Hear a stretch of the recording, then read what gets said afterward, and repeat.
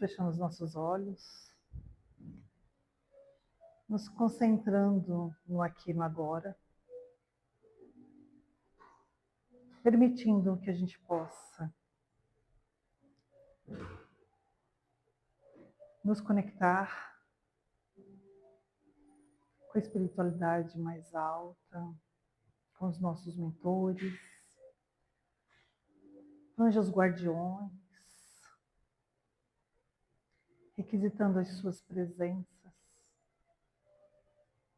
para que possamos encurtar os nossos laços, aumentar cada vez mais,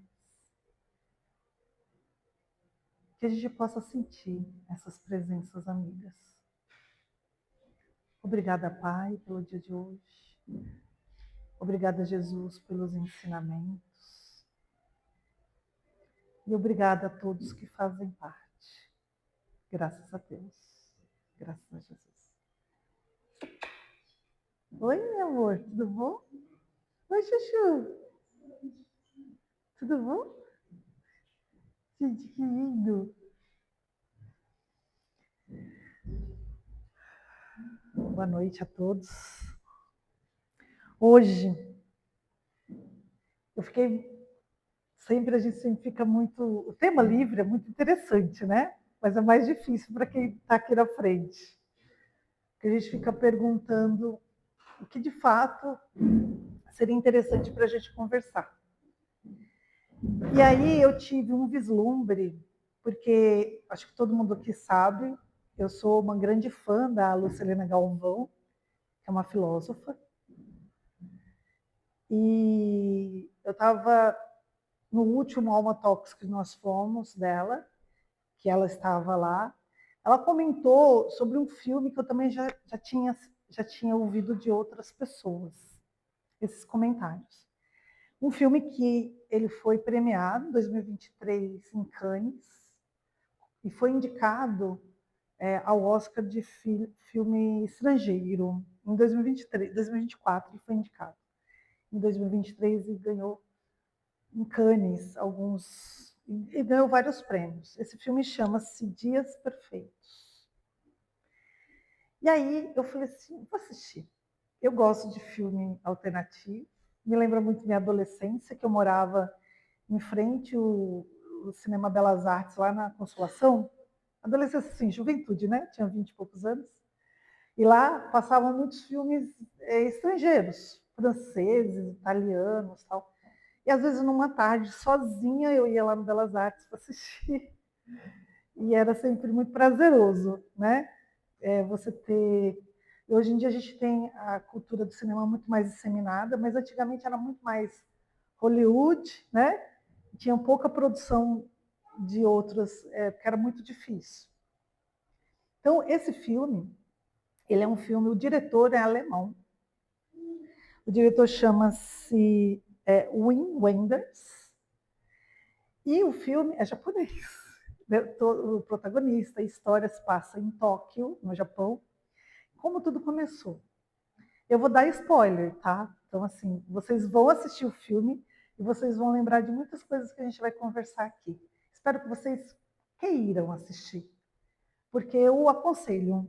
A Lucilena Galvão aconselhou, eu assisti e os comentários dela, além dos comentários dela, eu vi outras coisas, por isso que eu queria dividir aqui com vocês, o interessante. Esse filme foi acho que Tóquio, uma instituição lá de Tóquio, encomendou para esse Wim Wenders, para ele fazer um documentário, um curta-metragem, um documentário, sobre um projeto de diversidade dos banheiros públicos de Tóquio.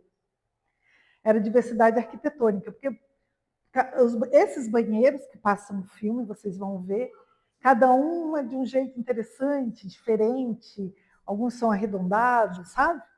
Um deles, por exemplo, você tem que entrar e fechar a porta e travar para poder ele ficar sem transparência, porque ele é transparente. A hora que fecha a porta e dá o clique, ele fica sem transparência. Fica uma parede. Muito interessante. Até uma estrangeira entra no meio do filme e fala para o cara, para o protagonista, assim, como que eu faço isso, né? Aí ele vai, e eu acho que ele não sabe falar inglês, provavelmente. Aí ele entra e mostra como fazer, né? Que é muito interessante. E aí, só que esse diretor, que é muito bom, inclusive ele tem outros filmes que eu vou assistir, depois eu falo para vocês sobre eles, ele resolveu fazer um longa-metragem, não nem um curta-metragem, nem um documentário. E esse longa-metragem, que foi esse super sucesso, né? Esses banheiros públicos, eles são denominados como pequenos santuários de paz e modernidade. Por quê? E por que o banheiro público, gente? E por que o nome do filme? Então, eu vou voltar ao nome do filme, Dias Perfeitos, né? Perfect Days. O que é para vocês um dia perfeito? Para cada um de nós, acredito que é diferente. Então, às vezes, o dia perfeito para uma mãe que ficou ouvindo o filho chorar o dia inteiro é ele, um pouco de silêncio, às vezes um pouco de paz, às vezes um filho que está com um problema de saúde, de doença saudável, às vezes o dia que você tem muito, trabalha com muito trânsito, é você ter um pouco de paz e tranquilidade, né? Depende, cada um de nós enxerga o dia perfeito de uma forma diferente. O dia perfeito para mim não é igual para o Sérgio, não é igual para o Patuzzi, não é igual para a Vitória, não é igual para ninguém. Às vezes o dia perfeito para o Márcio é ficar no mar, né? Ali curtindo o mar. Para mim já não é, porque eu sou alérgica à água do mar. Então já o que é para um não é para o outro. E realmente, a gente tem dias perfeitos? E a proposta do filme é exatamente essa. E ele inicia-se um filme incrivelmente lento. Nós que estamos acostumados a ver filmes de ação, de drama, de dramalhão, né, de comédia, a gente acha que cada virada de porta vai acontecer alguma coisa, mas não acontece. O filme é uma ode à tranquilidade, ao equilíbrio, à rotina. Rotina. Quem que acha que rotina é dia perfeito? A gente já acha que rotina, é algo desagradável. Tudo bem?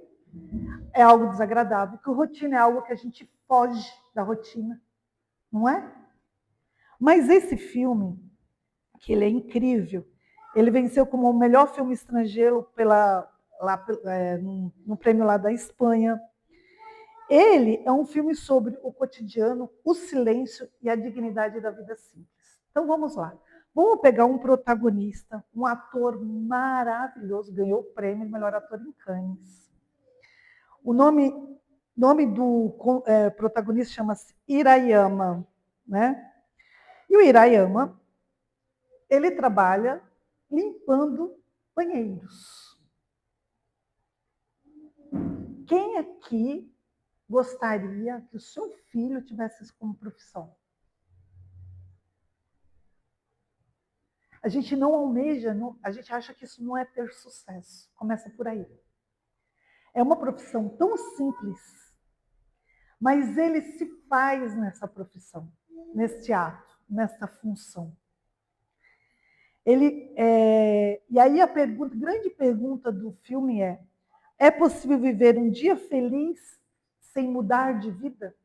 Por quê? Para nós que estamos assistindo esse filme, parece que um dia perfeito será o dia que ele vai dar uma guinada, ele vai ganhar na Mega Sena, que eu acho que ninguém ganhou aqui, né? Da virada.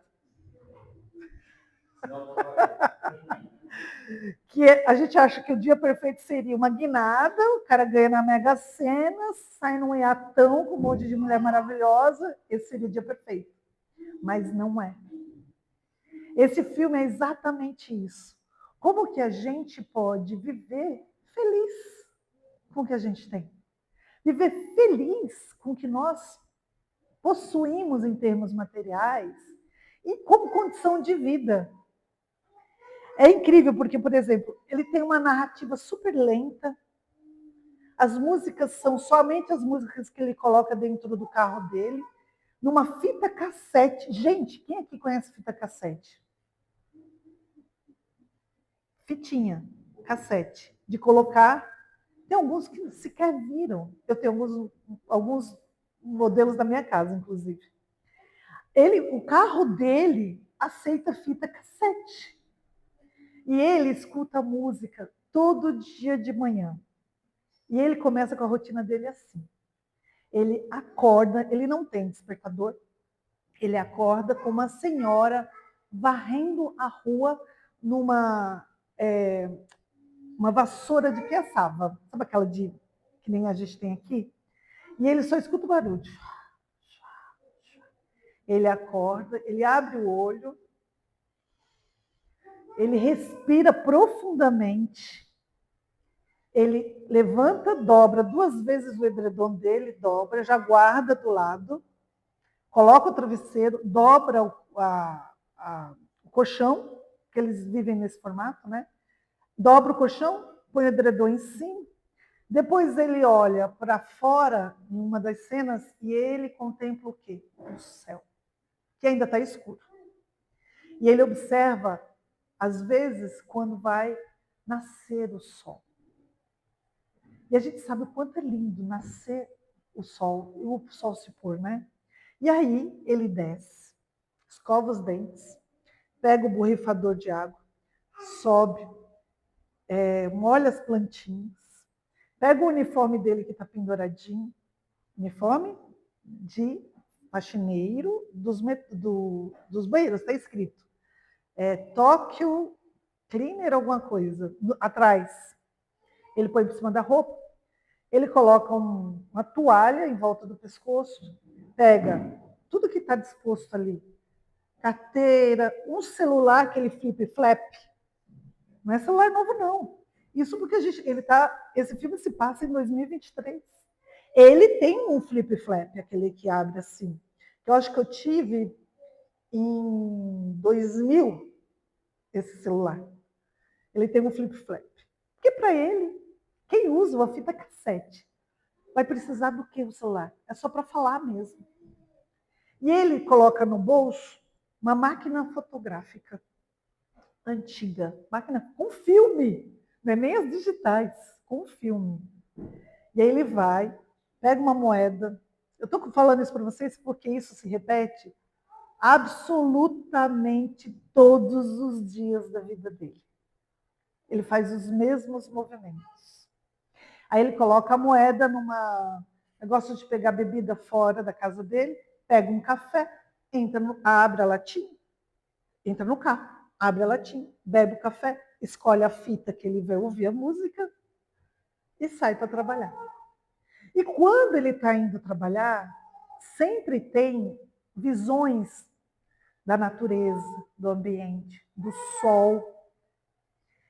E aí você percebe que ele sempre dá um sorriso, porque a hora que ele sai de casa, ele abre a porta, ele faz assim, e ri, tipo, comecei de novo.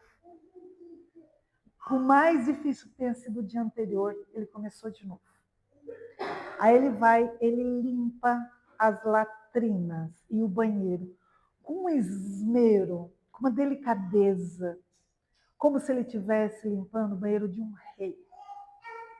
Ele chega ao cúmulo de pegar um espelhinho e olhar para baixo para ver se tem alguma sujeirinha embaixo. Quem faz isso aqui em casa?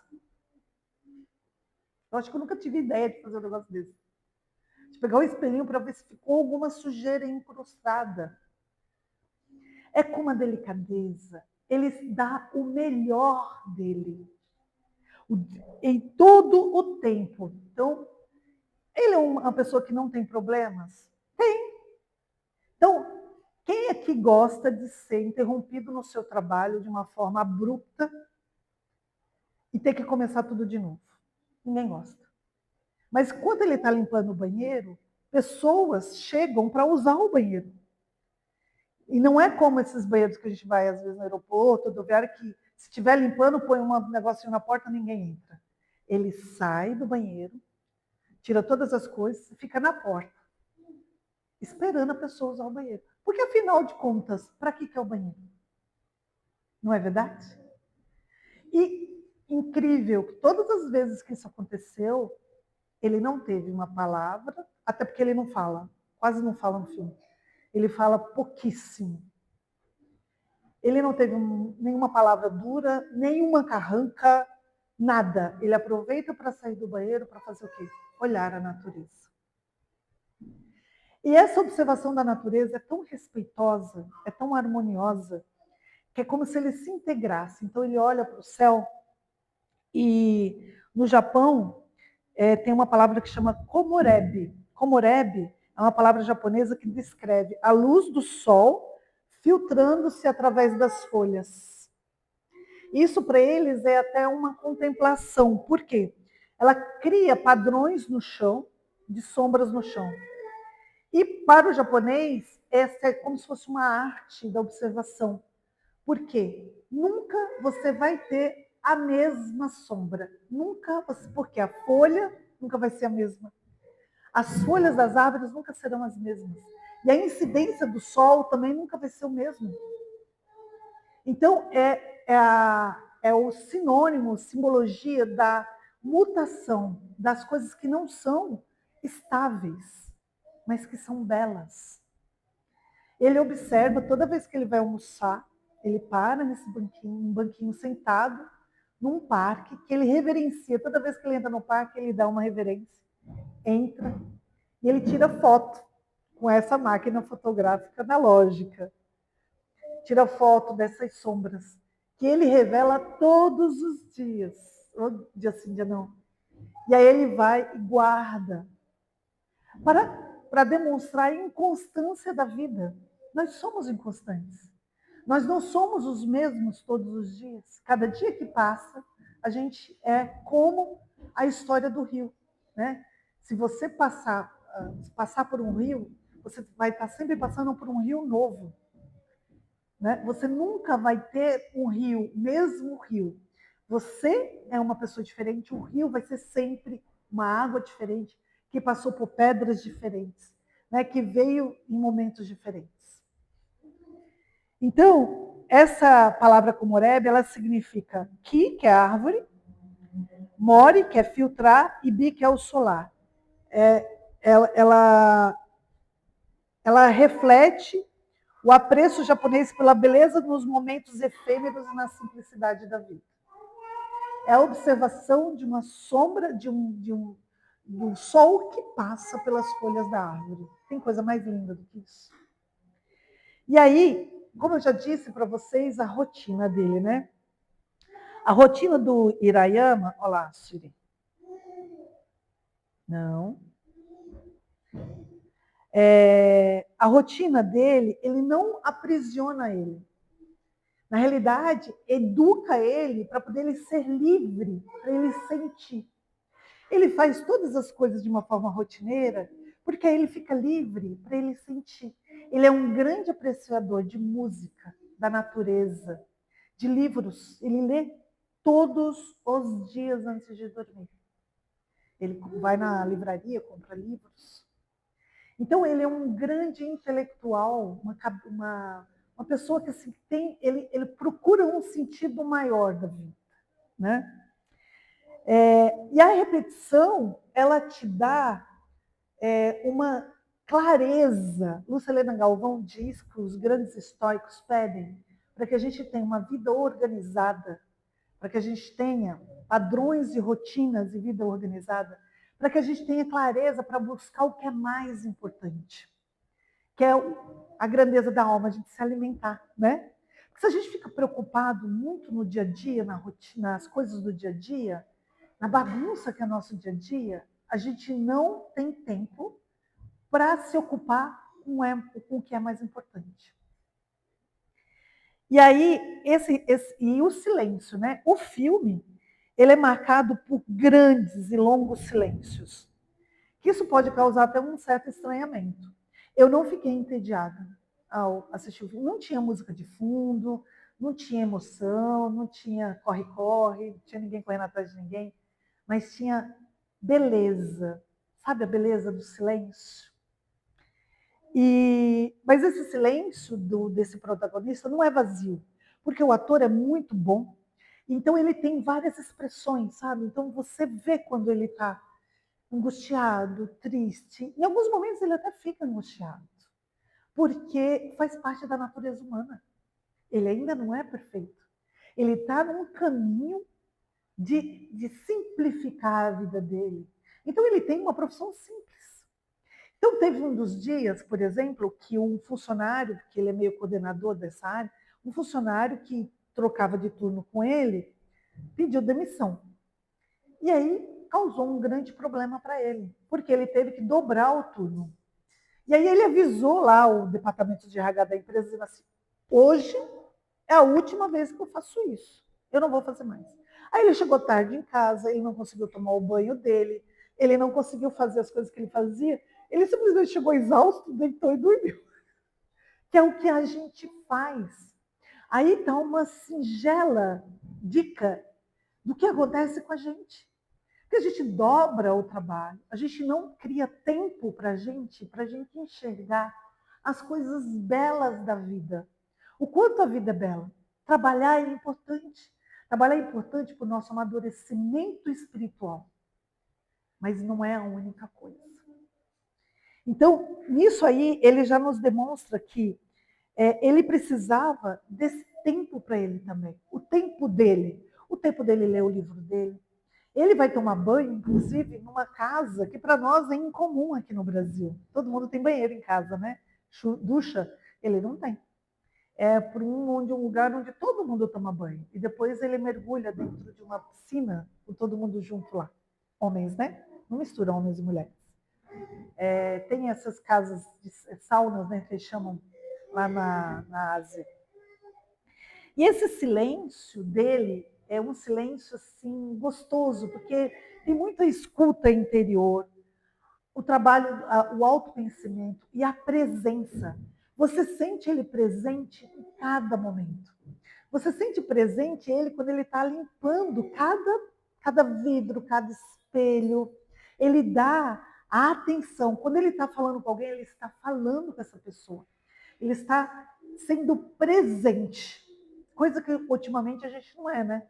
A gente fala com a pessoa mexendo no celular, fala com a pessoa olhando para cima ou para outros lugares.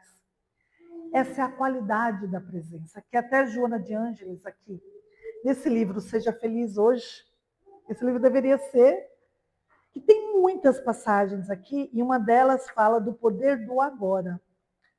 A força do agora, que chama, né? Viver intensamente o agora é uma atitude de sabedoria, que não pode ser postergada.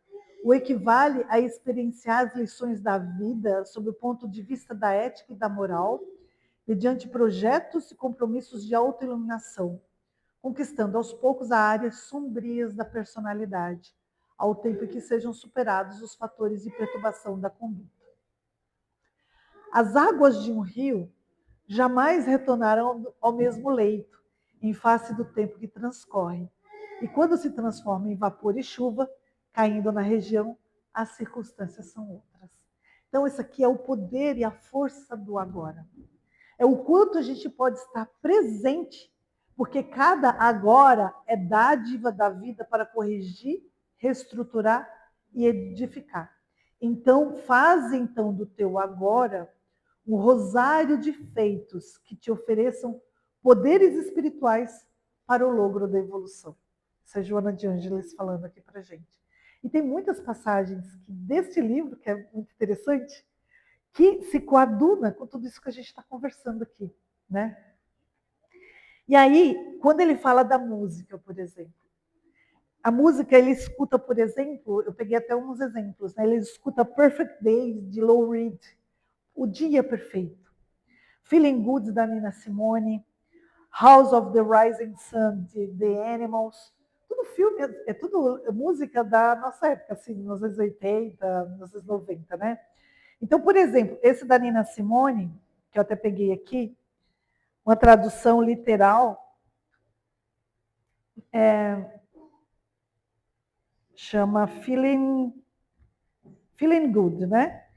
Essa música, inclusive, quem canta também é o Michael Bublé, né? I'm feeling good. Acho que quem conhece o Michael Bublé lembra. E ela fala, a Nina Simone, assim, que são os pássaros voando alto, você sabe como eu me sinto, sol no céu, você sabe como eu me sinto. A brisa passando, então é uma ode ao que está no nosso ambiente. Como que eu me sinto? Eu me sinto bem. E aí quando canta essa música, ele sorri, porque ele se sente bem. Ele se sente bem sendo um faxineiro de banheiro, como profissão. Sendo solitário, ele não tem uma esposa. Ele tem uma pessoa em que eles flertam. Até eu ainda entendi isso. É uma dona de um restaurante em que ele vai de vez em quando. E depois ela faz um prato melhor para ele. As outras pessoas reclamam: nossa, o prato dele está melhor do que o nosso, está mais bonito do que o nosso. E aí ele se sente muito bem na presença dela, com uma mulher linda e que canta belíssimamente algumas músicas. E aí um dia ele vai procurá-la e o restaurante está fechado, ele fica esperando e vê um homem entrar no restaurante. E aí quando ele abre a porta e entra, ela está abraçando este homem. Abraçar para nós, aqui ocidentais, é diferente de abraçar para o oriental, né? Eu, por exemplo, abraço os meus amigos. Mas lá, quando você abraça um homem, significa muita intimidade. Então ele já sai chateado daquilo lá, ele fecha a porta. É a primeira vez que você vê ele assim desestabilizado, né? Ele entra dentro de um lugar onde vende bebida, compra 3 cervejas. Eu acho que ele vai se bebedar com tudo isso, né? E um maço de cigarro. Você fala, bom, agora ele desanda, né? Com 3 cervejas e um maço de cigarro. Aí ele vai do lado de um rio, abre uma cerveja, dá um golinho, e aí vai fumar o cigarro, se engasga, e você percebe que ele não fuma mesmo, aquilo lá é tipo uma rebeldia do tipo, agora eu vou enfiar o pé na jaca. E aí o homem que estava abraçando essa senhora se aproxima e puxa a conversa com ele.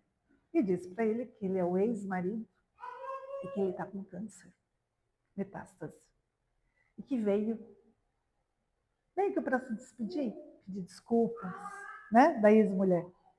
E pede para ele, tome conta dela para mim. A gente nem sabe se eles vão ser namorados ou não, ou se são namorados ou não. Mas, enfim, é o único momento que você vê ele desestabilizado, entende? Porque algo da rotina, algo do dia a dia dele saiu, mas depois voltou ao normal. E aí ele brinca com esse homem, acho que acaba fazendo amizade com ele. Eles brincam de pega-pega de sombras. Eu nunca tive essa ideia. E aí você percebe o quanto ele também tem uma natureza amorosa, simples, uma alma infantil, uma alma limpa, entende?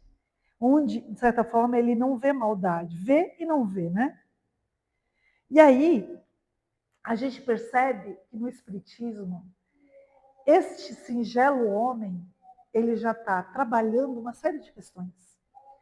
Então, ele está trabalhando a questão da consciência dele, onde ele faz um trabalho reto. Enquanto o outro funcionário lá, um rapazinho que pediu demissão, fica limpando a privada com o telefone, falando no telefone, ele se dedica, ele dá o melhor dele. Quantos aqui de nós damos o melhor no nosso trabalho? Sem se importar se tem pessoas desagradáveis. A gente sempre vai encontrar gente desagradável. A gente sempre vai encontrar gente falando mal do nosso trabalho. A gente sempre vai encontrar pessoas que vão tentar nos prejudicar. Porque a gente ainda vive um mundo, segundo até uma análise da Lucilena Galvão, que eu vou tomar emprestado aqui, a gente vive num mundo onde a gente quer cada vez mais. E o cada vez mais nosso vai significar o cada vez menos de alguém, porque alguém tem que perder. É que nem a Mega Sena. Alguém ganhou, mas um monte de gente perdeu. Concorda? Quem perdeu vai ficar feliz? Não, é aí onde surgem os atritos. Porque se eu perco para uma outra pessoa, concorda que eu vou ter um certo atrito? No trabalho, em relacionamentos. Então, o nosso mundo, hoje ainda, a gente trabalha com atritos por conta disso. Porque a gente ainda almeja mais de coisas materiais, cada vez mais. A gente quer mais poder, a gente quer mais dinheiro, a gente quer mais notoriedade, às vezes. Então, isso acaba afetando o outro. Quando Se alguém entrar na faculdade, né, o outro, um entra, tem 10 vagas, alguém vai ficar de fora. A gente ainda vive nessa sociedade, onde a gente disputa as coisas, a gente disputa as pessoas, disputa, o meu namorado teve as ex-namoradas dele, não, agora ele é meu. É uma disputa, concorda? Então, ele com essa atitude dele, por mais, ele trabalha a simplicidade, no seu mais alto grau. Mas, ao mesmo tempo, não significa dizer que a vida dele é perfeita. Ele não é um estoico 100%. Até porque quando a sobrinha dele, que foge de casa, vai dormir na casa dele, ele dorme dentro de um quartinho que é uma bagunça. Eu falo, olha lá, meu quartinho de bagunça. Igualzinho. Todo mundo tem um quartinho de bagunça. Porque nada na nossa vida é perfeita. Porém, o que nós fazemos com isso? Né? E aí, os temas que esse filme traz para a gente são temas muito reflexivos. São temas onde o que nós queremos da nossa vida de verdade. E, vou além, o que eu quero deixar de mensagem nesse mundo? Antigamente, eu tinha um hábito de tentar imaginar o que as pessoas iam dizer no meu velório. É verdade. Eu não quero estar no meu velório, porque eu não quero estar ali, vendo aquele corpo ali, senão de repente, né, eu fico apegada de novo. Não quero, nem me chamem. Mas eu queria ser uma mosquinha para estar ali, para, né, identificar o que as pessoas iam falar de mim. No dia. Então, Lucilena Galvão, ela faz uma brincadeira, um joguete, para a gente tentar levar a nossa vida como se fosse o último dia da minha vida. Então, hoje, eu não vou desencarnar durante a noite. Então, o que eu vou fazer? Que tipo de ser humano eu vou ser agora, neste momento? Parece meio tétrico, mas não é. Porque o que eu quero da minha vida de verdade? E, de certa forma, em algum momento a gente vai desencarnar. Né? E qual é o jardim que eu quero deixar construído? É aquele jardim onde as borboletas elas se apresentam? Onde tem flores cheirosas ou é cheio de espinhos e erva daninha? Depende de mim. Então, esse tipo de pensamento exige que a gente vai muito lá no fundo, muito lá dentro da gente. Que tipo de pessoa que eu quero ser de verdade? Não é o que eu aparento ser. Não é a roupinha que eu vou usar. Não é a roupa de marca, o sapato, bolsa de marca, ou o que for que seja. Não o que eu aparento ser, mas o que eu sou de verdade.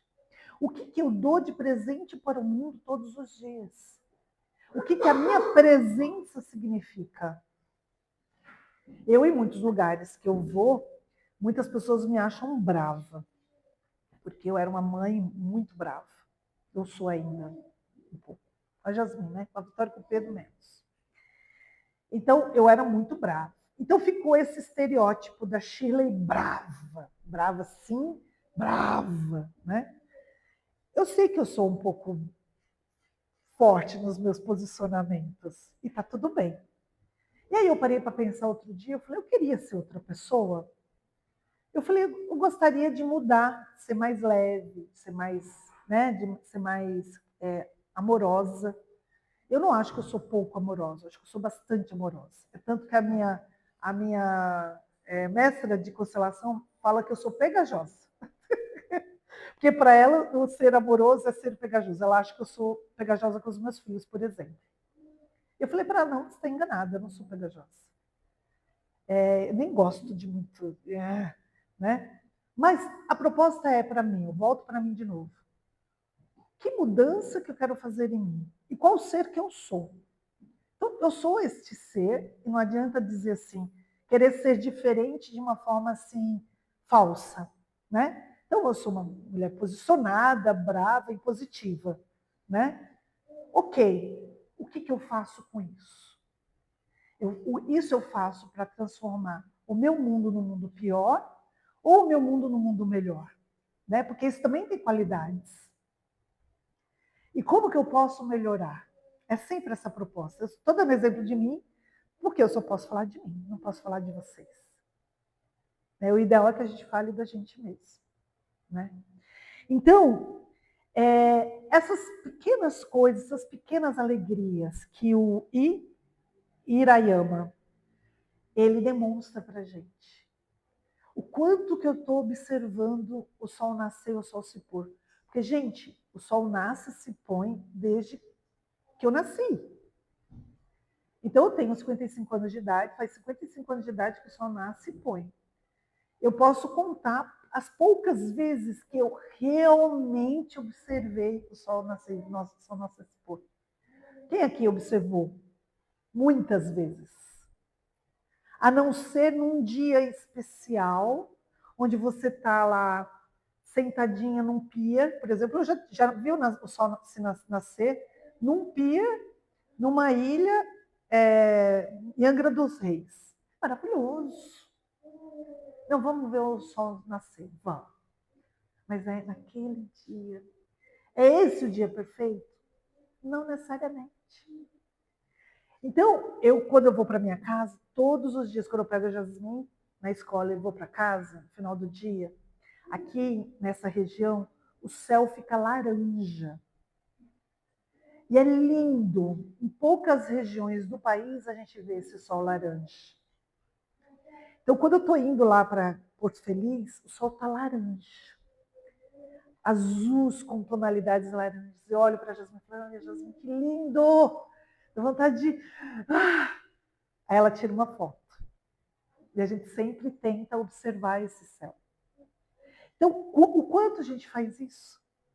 O quanto que a gente põe o nosso pé na grama para poder sentir a terra, sentir a natureza, sentir essa energia que vem e que a gente precisa dela, a gente faz parte disso.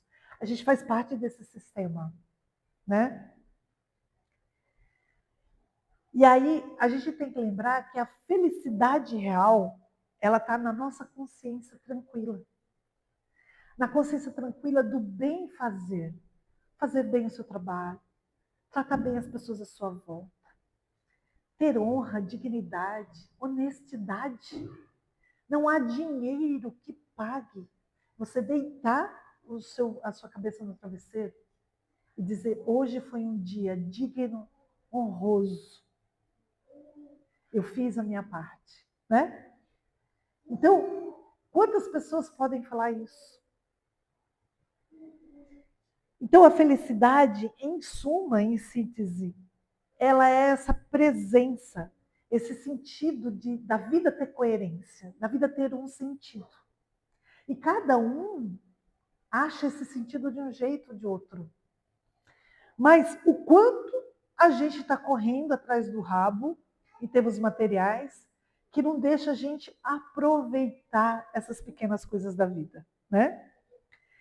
E a vida simples, ela pode ser profundamente espiritual. A gente vê pelos monges, até representado aqui pelos monges, pelos franciscanos, né, de Francisco de Assis, que a vida espiritual ela se constrói no dever diário. O que é o dever diário? Eu tenho que fazer isso hoje, eu vou fazer. É minha prioridade. Na paciência, onde a gente lida com todas as vicissitudes da vida, com todas as pessoas à nossa volta. Ninguém está no mesmo nível que a gente. Ou está embaixo ou está em cima, mas ninguém está igual. Ninguém é igual a ninguém. Todas as pessoas têm uma percepção de vida diferente da nossa. Então não adianta eu cobrar do outro o entendimento que ele não vai ter. No amor simples, amar coisas simples. Tem uma cena em que eu sempre esqueço, o Hirayama, ele está nesse parque observando as árvores. Aí vem um monge, estilo monge. Aí ele faz uma reverência para o monge e olha para um galhinho de uma planta que está nascendo em cima dos troncos. Então significa dizer que aquela muda vai morrer. Está num lugar super inóspito, vai morrer. Aí ele pede como se fosse uma permissão para o monge. Aí o monge faz assim, Ele vai lá, pega um pedaço de jornal e coloca essa mudinha dentro e leva para casa. Ele deu vida, ele deu uma possibilidade, ele deu chance para essa muda viver. Esse nascedouro, essa mudinha, ia morrer. Porque ia ficar em cima daquela árvore frondosa e não ia conseguir sobreviver. Então, quantas chances à nossa volta a gente dá às outras pessoas sobreviverem, às outras pessoas crescerem, às outras pessoas aprenderem, o quanto que a gente dá essa possibilidade. Por menor ou maior que seja essa atividade, né? Então, a vida espiritual, essa vida simples também está na consciência tranquila, como eu disse, né? E a mensagem desse filme é que a gente não precisa mudar o mundo para evoluir. E é preciso habitar o dia com consciência, com dignidade, com amor. Os dias simples, quando bem vividos, eles tornam-se os dias perfeitos da alma. É a beleza da simplicidade. E aí eu lembrei de uma passagem do filme também, onde, deixa eu só pegar aqui, onde ele estava com a sobrinha dele, eles estavam andando de bicicleta, que eles foram tomar banho nesse lugar. Essa sobrinha que é de uma família super rica. E a mãe dela depois vem buscar, que é a irmã dele, que eles não se falam há anos. E aí eles estão andando de bicicleta, eles param numa ponte, que é de um rio que vai cair no mar, no oceano.